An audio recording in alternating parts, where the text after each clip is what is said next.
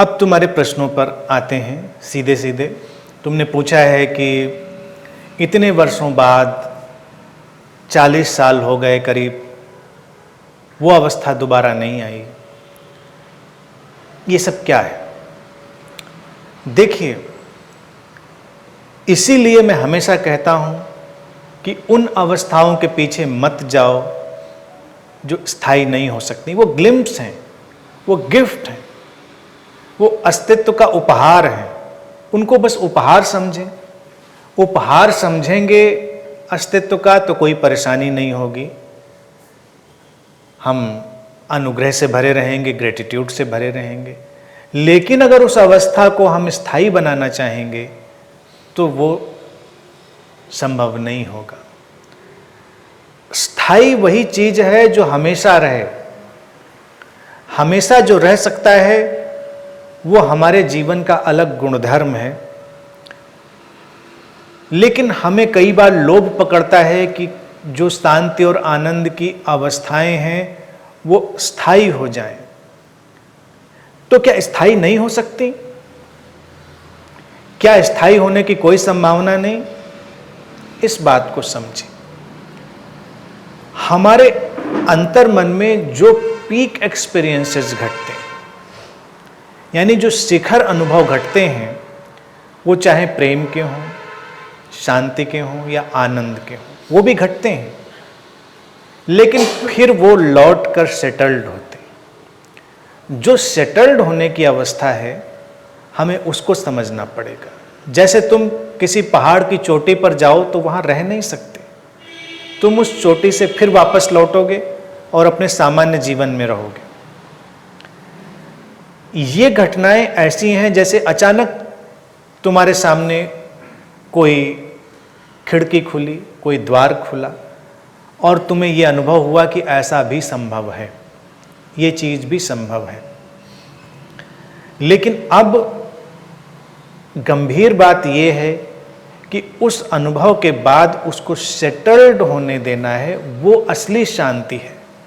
अगर हम उसके पीछे भागते चले जाएंगे तो वो शांति खंडित हो जाएगी, जिसको मैं अनब्रोकन पीस कहता हूँ, अखंडित शांति कहता हूँ, वो नहीं रहेगी। जैसे तुम कोई बहुत अच्छा भोजन अपनी जबान पे रखो, कोई बहुत ही स्वाद वाली चीज़ रखो, तो अचानक तुम्हें बड़ी अच्छी अनुभूति होगी, स्वाद का एक धक्का तुम्हें लगेगा। लेकिन फिर स्वाद तो हमेशा बने रहने वाला नहीं है तुम्हारी जबान पर। जब वो चीज़ हट जाएगी, स्वाद भी हट जाएगा। लेकिन अगर तुमने उसे अपने शरीर में लिया है, उसे खाया है, तो वो जब तुम्हारे शरीर का हिस्सा बनेगी, तुम्हारे जीवन का हिस्सा बनेगी, वो तुम्हारे साथ रहेगी। स्वाद बस इस तरह से तुम्हारे साथ रहेगा कि स्वाद है जीवन में, स्वाद है तमाम चीज़ों में।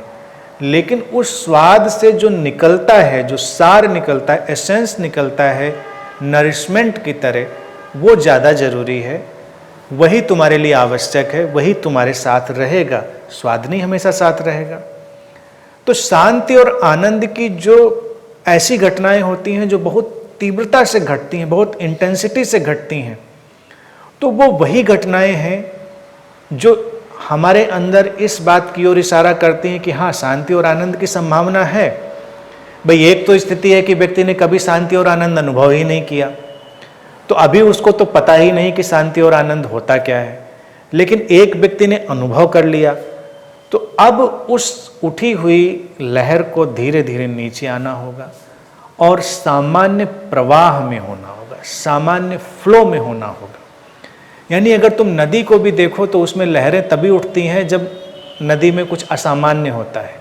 कोई चट्टान आए बीच में, कोई हवा का दबाव बने, कोई हवा सतह से टकराए, कुछ हो तो लहरें उठेंगी। और अगर कुछ बाहरी हस्तक्षेप नहीं हो रहा है तो नदी बहती जा रही है। वो बहना वास्तविक शांति है। लगातार उस प्रवाह में बने रहना, वो वास्तविक शांति है। अब तुम पूछते हो कि कोई विधि, तो विधि मैं बिल्कुल सुझा सकता हूं। पहली चीज तो ये है कि जो स्मृति घटी उसको पूरे ग्रेटिट्यूड से स्वीकार करो, उस स्मृति के साथ अपने जीवन को और जीवंत बनने की तरफ ले जाओ। और जैसा कि तुम्हारे साथ घटा कि कुछ ही मिनट में वो जो अनुभव था वो डिस्पर्स हुआ, डिसॉल्व हुआ और तुम्हारी चेतना पूरे शरीर में लौटी। तो जो चेतना पूरे शरीर में लौटी वही परमानेंट है, वही स्थायी भाव है। यानी कि कोई भी व्यक्ति कहीं पर कंसंट्रेटेड होकर नहीं जी सकता। वो जिएगा तभी जब उसकी जो पूरी चेतना है उसके पूरे शरीर में नदी की तरह बह रही हो, पूरी तरह वो उसमें शामिल हो। तो अब तुम अपने पूरे शरीर में फैली हुई इस चेतना से जुड़ो, किसी सेंटर से नहीं, किसी खास केंद्र से नहीं।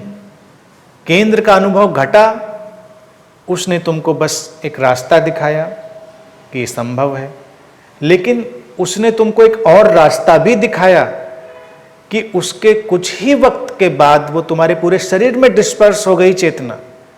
तो पकड़ने वाली बात इसमें ये नहीं थी कि जो घटा था तुम्हारे हार्ट सेंटर पर, चेस्ट पर, एक ब्लिस और पीस का एक्सपीरियंस। पकड़ने वाली चीज है जो उसके बाद जब वो चेतना डिस्ट्रीब्यूट हुई, यानी कि वो चेतना तुम्हारे पूरे शरीर पर फैली, वो महत्वपूर्ण है। वो भी बहुत आनंदपूर्ण और शांतिपूर्ण रहा होगा। तुम जब और सजगता से अपनी स्मृति में जाओगे तब तुम देख पाओगे कि अगर ऐसा घटा और जब वापस आने वाले क्षण रहे होंगे वो क्षण बहुत ही शांति के रहे होंगे। यानी कि किसी बहती हुई नदी में लहरों का उठना बहुत शांतिपूर्ण नहीं होता, उसकी शांति अलग किस्म की होती है। लेकिन जो कांस्टेंट है वो गहरी शांति से भरा है। अब अपॉर्चुनिटी ये है कि तुम जानते हो कि उस चेतना से कैसे जुड़ सकते हैं, तो तुम पूरे शरीर में फैली हुई इस चेतना से जुड़ो, उसको अनुभव करो। इसको मैं कहता हूं कि अपने शरीर की अलाइवनेस से जुड़ना, शरीर की जीवंतता से जुड़ना। यानी कि चेतना क्या है? चेतना हमारे शरीर में इस जीवंतता की तरह, इस अलाइवनेस की तरह प्रकट हुई है। तो जो अलाइवनेस हमारे इस फिजिकल बॉडी में प्रकट हुई है, जब हम उसको पूरी तरह अनुभव करना शुरू करते हैं तो हम उसी चेतना से, उसी स्रोत से जुड़ जाते हैं। शरीर इंस्ट्रूमेंटल है, फिजिकल है। शरीर में जो घटना है वो पूरी पदार्थगत है, मैकेनिकल है, वो पूरी मशीन की तरह है। लेकिन इसको जो जीवित बना रही है घटना, वो वही चेतना है, वही चेतना जो हर तरफ व्याप्त है, यानी कि उसके सिवा तो कुछ है नहीं। वही चेतना इस शरीर में भी अभिव्यक्त हुई है।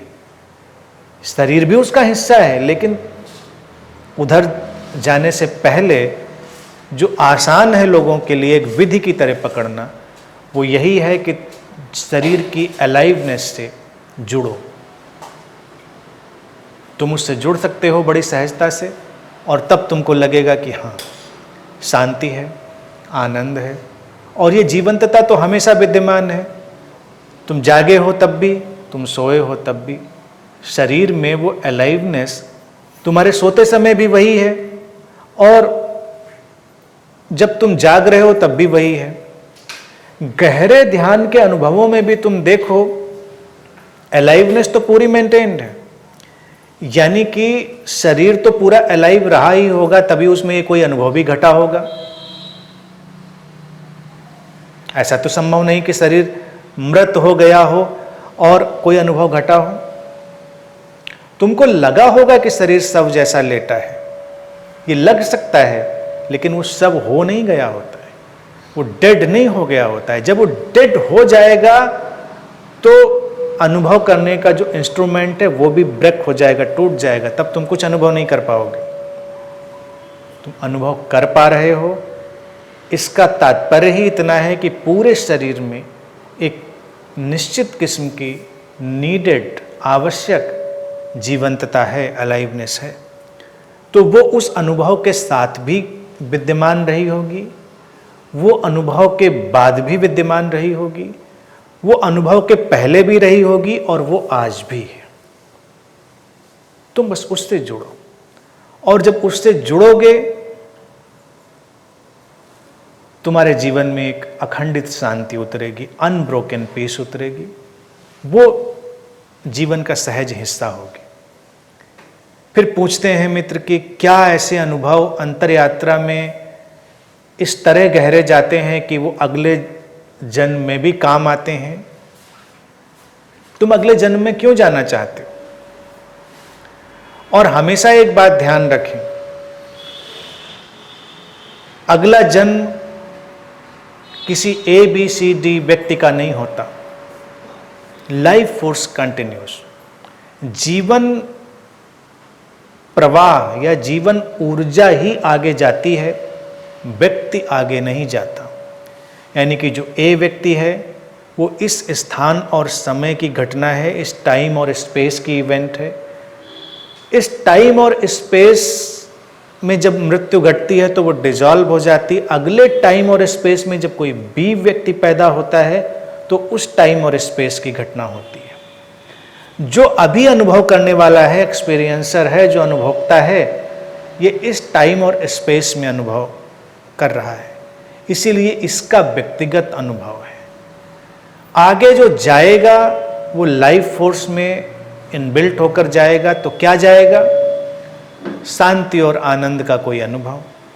न नटराज मेडिटेशन जाएगा साथ में, न कोई आश्रम जाएगा, न कोई परंपरा जाएगी साथ में। ये कुछ भी साथ में नहीं जाएगा, क्योंकि ये व्यक्ति ही नहीं जाएगा। व्यक्ति तो यहीं का यहीं डिसॉल्व हो जाएगा। स्थान और समय में घटी जितनी घटनाएं हैं वो डिसॉल्व हो जाएंगी। जो मूलभूत और सारभूत अनुभव जाने जाते हैं वो मनुष्यता में, मानवीय चेतना में रिकॉर्ड हो जाते हैं, इनकोड हो जाते हैं और वो धीरे धीरे आगे बढ़ते हैं।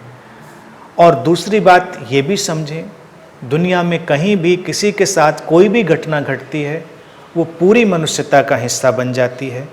और चेतना हमेशा, जो कलेक्टिव कॉन्शियसनेस है यानी कि समग्र चेतना है, वो हर अनुभव के साथ समृद्ध होती है, आगे बढ़ती है। तो ये सोचिए कि आगे कहीं हेल्प मिलेगी इससे, तो आगे कोई हेल्प नहीं मिलेगी। तुमको तो हेल्प अभी की अभी चाहिए। किसी भी व्यक्ति को राइट नाउ अभी हेल्प चाहिए। यानी कि कोई भी व्यक्ति जिस बात से कंसर्न्ड है वो अभी का मेरा यही जीवन, मुझे अभी के इसी जीवन में शांति और आनंद चाहिए, आगे उसकी हमें कोई परवाह नहीं। और आगे जिसको मिलेगा वो ये वाला व्यक्ति नहीं होगा, तो कोई इस पे क्लेम कर सके या सोचे कि भाई पहले ये हुआ था तो आगे वहाँ से शुरू करेंगे। ये धारणाएं हैं, कंसेप्ट हैं। इन कंसेप्ट में ना उलझें। कोई भी व्यक्ति जिस बात से कंसर्न्ड है वो अभी का जीवन है, ठीक यहीं का जीवन है। आगे के जीवन से कोई भी व्यक्ति कंसर्न्ड नहीं है। तो मैं समझता हूँ कि पूरी संभावनाएं खुली हुई हैं। तुम अभी इस ग्लिम्प्स के सहारे जो तुम्हारे लिए एक विंडो खुली उसका उपयोग करो। लेकिन उस विंडो ने जो तुम्हारे लिए दूसरी प्रक्रिया प्रकट करी थी उसको तुम पकड़ो। जब तुम पूरी तरह चेतन हो, कहीं पर कंसंट्रेटेड नहीं हो, और उसमें जियो। फिर उम्र तुम कहते हो 74 या जितनी भी तुमने लिखी 76, इतनी ज़्यादा उम्र नहीं है। मध्य प्रदेश भी बहुत दूर नहीं है। तुम यहाँ आ सकते हो, बैठ सकते हो। हमारे यहाँ 90-90 साल के लोग आ रहे हैं, 90 साल से ज़्यादा के लोग भी आ रहे हैं। तो कभी ये मत सोचो कि 74-76 हो गई तो बड़ी उम्र हो गई, अब कहाँ जाएंगे। कुछ लोग कहते हैं, अक्सर मुझे सूचना आती है, वो कहते हैं मेरी उम्र बहुत हो गई, अब कहाँ जाएंगे, 74 साल हो गई, 76 साल हो गए। हमारे यहाँ तो 74-76 के लोग इतने फिट हैं कि तुम कल्पना नहीं कर सकते। तो पॉसिबिलिटी सारी खुली है। पहले तो अगले जन्म में कुछ ले जाने की या कुछ जाएगा ये बात छोड़ दो, और जो भी वक्त है उसका उपयोग करो। बेशक तुम आ सकते हो, अगर तुम्हारा मन हो, तब तुम उस शांति और प्रसन्नता को और गहराई से अनुभव कर पाओगे कि कैसे वो सहजता से तुम्हारे जीवन में प्रवेश करते हैं।